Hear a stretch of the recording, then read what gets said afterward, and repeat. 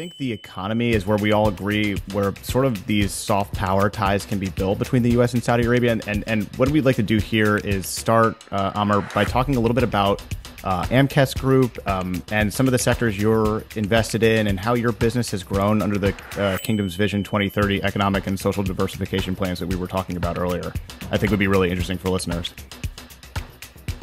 Okay, after I graduated in 1979, I worked for the family business for a few years. And then in 1983, I established Amkest Group. And Amkest is an acronym for Amr Khashoggi Establishment. So, and in Arabic, it's still called Amr Khashoggi Company for Trade, but it's too long. Amkest is short. And we have, next year we'll celebrate 40 years of our existence. And we have gone into various businesses, got out of it, moved into other businesses and so forth. So we invested in landscaping business, we invested in transport, and so forth. But really the main business that we always stuck with is building materials. And I mentioned mining, and today part of the Amkest Group is a company called Global Gypsum Company, or 3G, where we have a factory that manufactures gypsum in Yanbu, and we have mines that we get our gypsum rock from 100 miles up from Yanbu on the Umrich road. And we trade in building materials, and that's the main business of ours.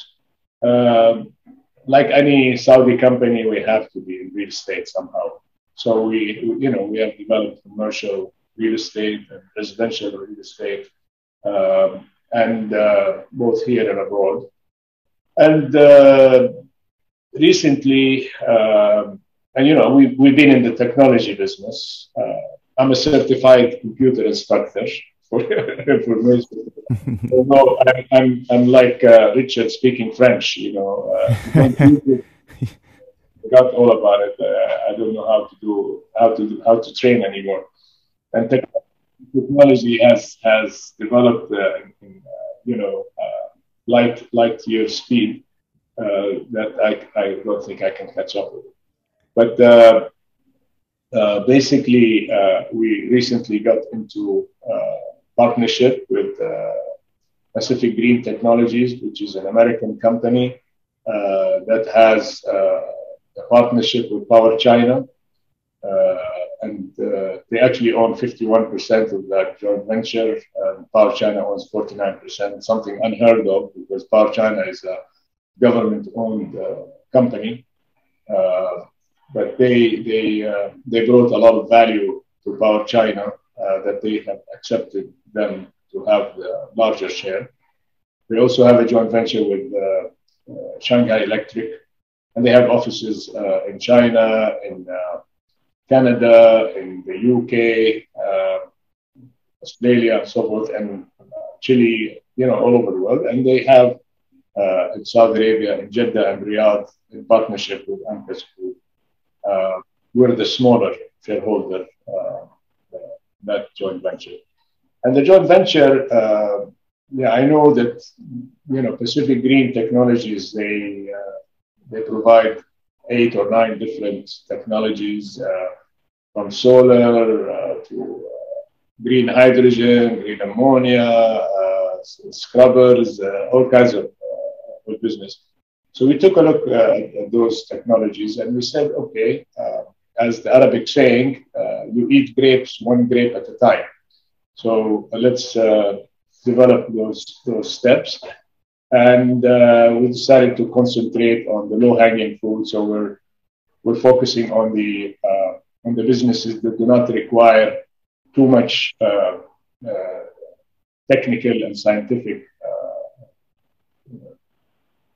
capabilities, let's put it that way, and where the opportunities are in Saudi Arabia. Now, as I said earlier, the Saudi government has taken a decision to move more into from an oil producing country to an energy producing country.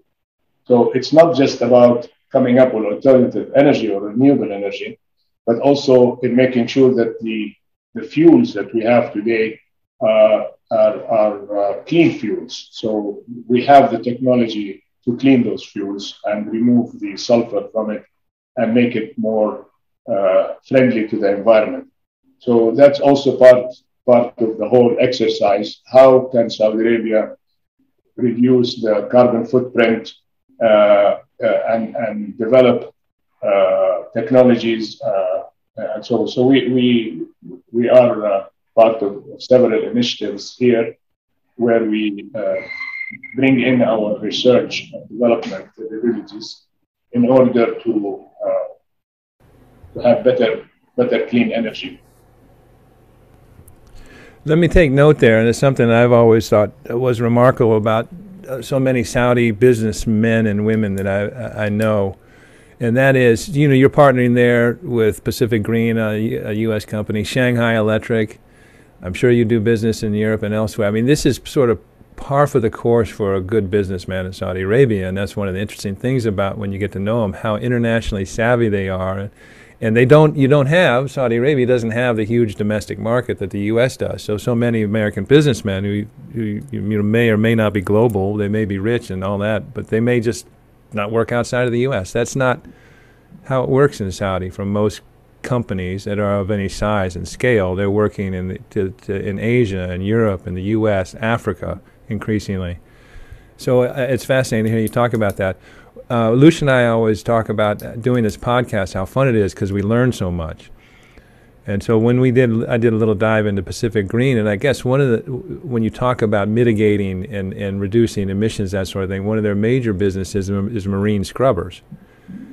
And I don't know how deeply you'll be involved with that, but that was, that's, again, as with so many things with the climate, it's an issue you didn't even know existed, because these ocean-going vessels and container ships and that sort of thing are using bunker fuel, which is high in sulfur and huge emissions.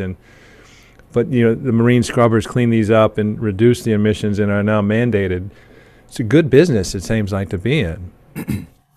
Yeah, definitely. I mean, as you know, the International Maritime Organizations, IMO, they have they've always wanted to make sure that they have rules and regulations for ship owners in order to use the seas and oceans and be friendly to those seas and oceans. So by using high sulfur fuels,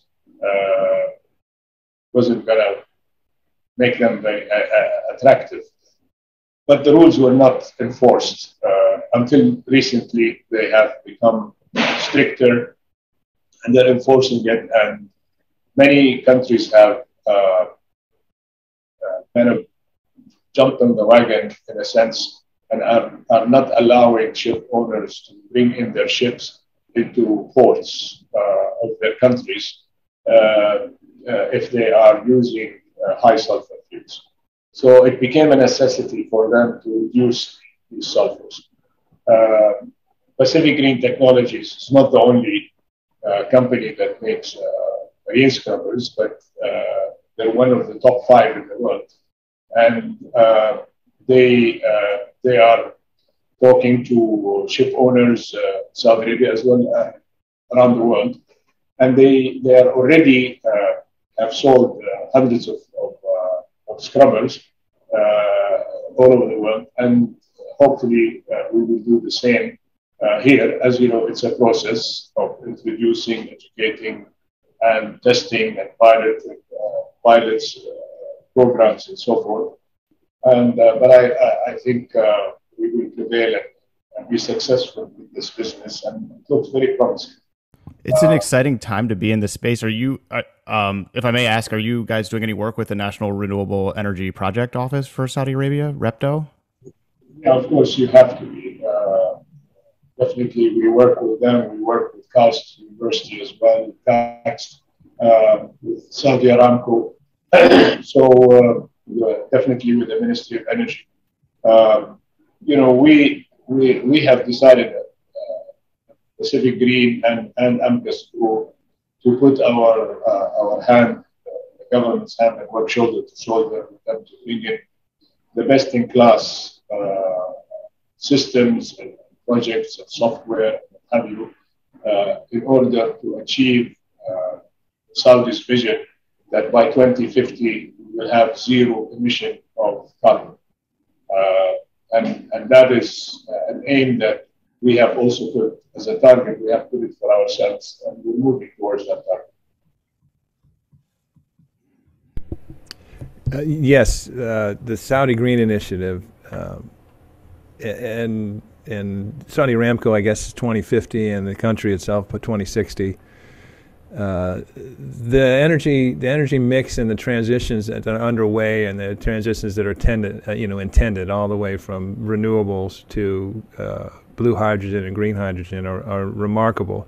And we often comment that Saudi Arabia is especially interesting because they are expanding across the whole spectrum. In other words, they're not only they're expanding their crude crude production capacity, not only are they expanding their natural gas capacity, their renewables, the clean energy, hydrogen, blue hydrogen, and as well as nuclear. So they're going aggressively to expand every element of that energy sector that you talked about, that energy spectrum. Obviously, with the intention of developing technologies in terms of carbon capture and hydrogen and that sort of thing that will help them be industry leaders.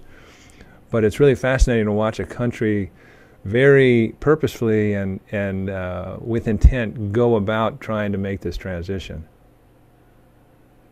Yeah, I mean, the government is putting everything they can behind developing this. As I said, it's two areas. One area is to make sure that whatever fuel, I mean, oil we know is not going to go anywhere for many years to come. I don't know how many years, but definitely this will be here for the next 50 years, my view. So to make sure that that fuel that goes out there is clean and provides clean energy. And that's where scrubbers come in, for example.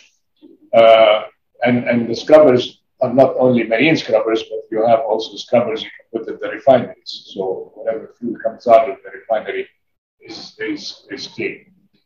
And then the other one is coming up with alternative energies, whether you're using solar, you're using wind, you're using thermal energy, whether you are developing even wind energy. You know, we're working on developing wind energy that you put on boats. These are vertical systems where they can actually lift the boat, and therefore they reduce the drag, which causes them to use less fuel. So that's another area we're working on. And there are sails you can also use, and all kinds of technologies that are still in the development stage and not commercialized yet. But everybody's heading towards that. And you mentioned green hydrogen, blue hydrogen.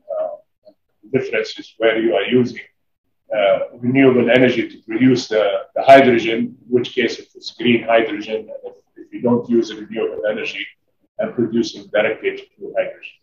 And the same thing for ammonia.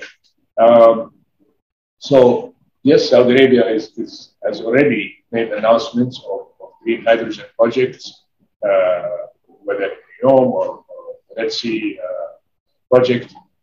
So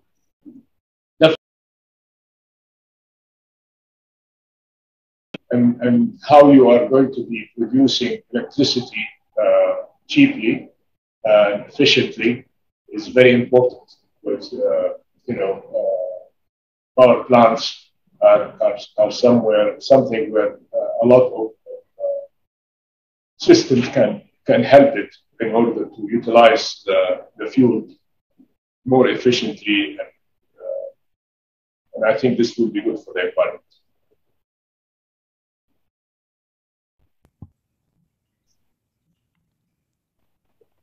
I think that if we could just ask one last question in this segment, I think Richard and I both very much want to know about this. Kaidarun, Amr, is your nonprofit. It's a success story in Saudi Arabia.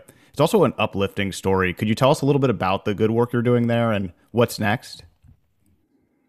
Yeah, I mean, I think Richard one time asked me, he said, Amr, are you retired? And I told him, no, I'm rewired. So what did I rewire into? I have Salman Alireza, he's my son-in-law. He's the CEO of Amkest Group, so he takes care of the business and he runs it. And really, a lot of my time I spend on Qadirun. Now, Qadirun in Arabic, it means we are able. So back in 2012, the time the Minister of Labor said to me, how can we help people with disability to get jobs? What do you think? And I said, well, you know, there are examples of around the world where they have been successful. Let's learn what they can do and figure it out. So he asked me to spearhead this effort, and so we went and we checked with the International Labour Organization, which is part of the United Nations, based in Geneva. We checked with Business Disability Forum, BDF, in the UK, and we started learning what other companies are doing. So we saw that in Saudi Arabia, there are a lot of charities that help people with disability. From the time they are born, but when they reach the age of work, they don't know what to do with them. So we said that's where the problem is. That's the missing link. So we will address the missing link. So we founded the Qadirun Business Disability Network. It's an employer network. So our focus is on the companies, the small and medium-sized enterprises, the large ones, and the mega-sized companies, as well as public companies and also non-profit organizations as well. And we started building, we launched it back in 2014. So for the last 8 years, we started building this organization as a non-profit organization and as a non-profit arm of Amkest Group. And basically, we have done a lot of work. You can see it on our website. But basically, our mission is to include and employ people with disability. And every year we come up with new initiatives, new ideas. So we have launched recently a gateway, a platform for a career portal, in a sense, specifically for people with disability. And we did it in partnership with Fate.com, who has a huge database of people who look for jobs, but not specifically people with disability. And we developed a program called Mua'ama, because unfortunately before, anybody that, the government wanted to incentivize the private sector to employ people with disability. So they offered them that any Saudi with disability that you hire will be counted as 4. So it improves your Saudization percentage. But unfortunately, a lot of it turned into phantom employment. They give them some money and they say, stay at home and don't come to work because they didn't want them around. And so we came up with this Mu'amma program, which basically means Disability Compliance Index, which we have adopted from the UK, and it has like 8 or 9 criteria. And we convinced the Ministry of Human Resources to adopt it and to use it, that nobody gets the 4-to-1 incentive unless they have the certificate of Mu'ama. Now, Qaidirun plays a role where we train and do workshops and awareness and so forth till we get to the point where they actually then are tested by the ministry and then are issued the certificate of Mu'ama. And once they have the certificate, then they get the 4:1 ratio. So that, and we've been very busy with that. Now we have also started new initiatives in developing people with disability by having this portal. And we have more than 1,000 job seekers on that portal. And we're helping, the government now also to employ people with disability as civil servants in the 24 ministries that exist today. So there is a lot that we are doing, and we have. I'm very proud of the team we have. We have Uhud Tarabzoun, she's the general manager of Qaidirun, and doing a fabulous job with a very strong experience in the non-profit area. And I'm officially the chairman, but unofficially I'm just the coach. With this, and it's really wonderful. We, as the country is developing sports events, tourism, and what have you, we are participating through memorandum of understandings with the various government ministries and agencies and what have you, to make sure that people with disability get their rightful attention. So, for example, when we had the Formula One in Jeddah, we had specific parking for people with disability, and everything, all the paddocks and all the various things were really compatible and compliant with the needs of people with disability. Just awesome stuff. Really awesome mission. For our viewers and listeners, check out Qaidirun online. If you just, I think it's Qaidirun.com, but if you just put it into Google, it's first thing come up. It's a really, really great success story and mission in Saudi Arabia. And Richard, we've talked a lot about social entrepreneurship recently. We had a great conversation with Lina Al-Maina a few months ago, just sort of about this budding sector. So this is a really, really exciting enterprise. So thank you for sharing that with us, Amr. That's really interesting.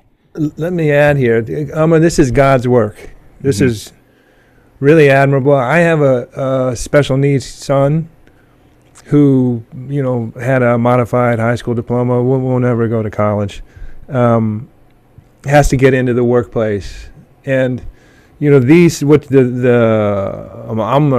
Disability Compliance Index is so important, because even when it's mandated for private sector, and we take out Sam and he applies for jobs, and the company will have a policy, but the actual application of the policy is very mixed and often unsatisfying.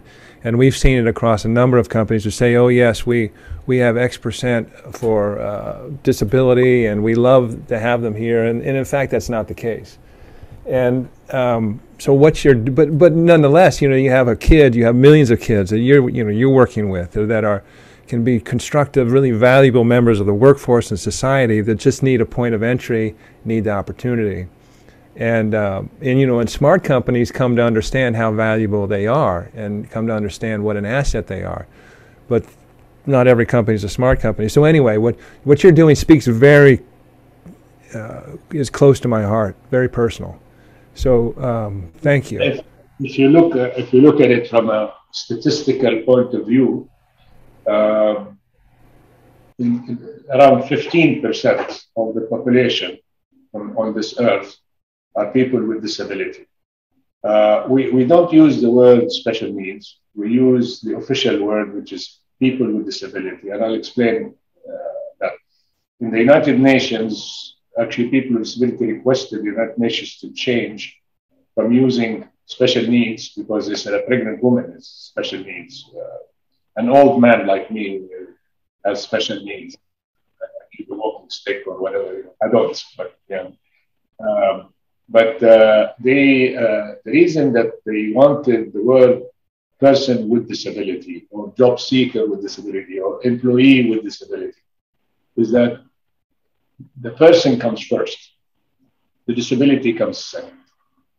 So you first look at the person, and the person has abilities. That's why we call it by the rule, because they are able to work, and by the rule, we as employers are able to hire them. And Qadirun is QADEROON.SA. I'm doing some advertisement here. Basically, we tell companies when you are interviewing, I mean, that's what we do. We create awareness. We say those people are not, you don't have to have sympathy for them and feel sorry for them, because that's wrong. And insulting, to tell you the truth. And at the same time, you don't have to consider them heroes because they have been able to do things in spite of their disability. That's also wrong. They are normal people who have normal abilities. So when we tell the companies, when you are interviewing those people, don't say, oh, this disability, did you have it from birth? Or was it due to an accident or whatever, and the first 15 minutes or half an hour of the interview is a discussion about the disability. See, never mention the disability. Ask them, do you know accounting, do you know English, do you know computers?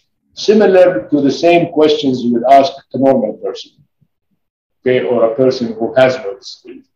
And then once you finish the interview and you are convinced that that person is somebody you want to hire, you say, okay, we're glad to have you come and join us. What can we do to accommodate your disability? What services do you need? You need a lift, you need the bathroom to be of a certain size, you need... Of course, what we do during the first awareness is we make sure that the work environment is compatible with universal accessibility. Okay, so we are experts in this field. And we bring people that take a look at a building being constructed, or even a building that has been constructed, where they need to change the bathrooms or change the desks to be a certain size or whatever. And a lot of people, when they think of disability, they just think of wheelchair users. So, no, there are other disabilities that you need to think about: sight, disability, hearing impairment, speech impairment. But these can be accommodated by having somebody who knows sign language, or somebody that you provide them with certain areas that a blind person can actually walk in. And they have, and blind people have proved that they can work, and they are great workers in, for example, customer service. Great there. And then when you go into what we call mental disability, like autism or Down syndrome or whatever, they can also work. I mean, you see today, you see in Hollywood, they're using them constantly in films, and they act, and they do well.